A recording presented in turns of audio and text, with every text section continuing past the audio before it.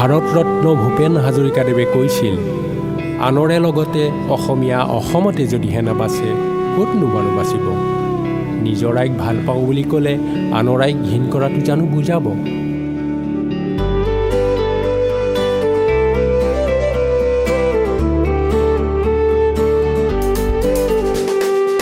অসমীয়াই ৰাজি ভাগৰুৱা গা, অসমীয়া ডেকা ল'ৰা এবাৰ ভাবিছা। অসমীয়াই ৰাজি ভাগৰুৱা গা, অসমীয়া ডেকা ল'ৰা এবাৰ ভাবিছা। অসমীয়াৰ মাটি ভেটিত ৰৈছে খোপনি পুতি অনা অসমীয়া আৰু বিদেশীৰ জাত। অসমীয়াৰ মাটি ভেটিত ৰৈছে খোপনি পুতি অনা অসমীয়া আৰু বিদেশীৰ জাত।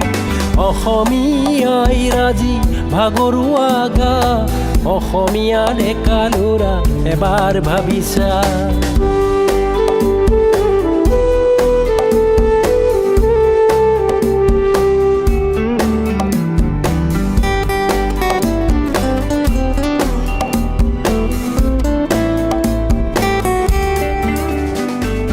নিজৰ বুলিবলে অসমীয়াৰ মাতষাৰ আজি কিয়নো বাৰু দুৰ্বল হ'ল।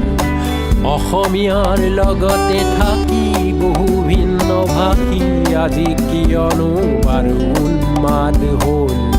অসমৰ মাটি টনা অসমীয়াৰ টপালি, অসমীয়া ডেকা ল'ৰাই ৰুধিবৰ হ'ল। অসমৰ মাটি টনা অসমীয়াৰ টপালি, অসমীয়া ডেকা ল'ৰাই ৰুধিবৰ হ'ল। অসমীয়াই ৰাজি ভাগৰুৱা গা, অসমীয়া ডেকা ল'ৰা এবাৰ ভাবিছা।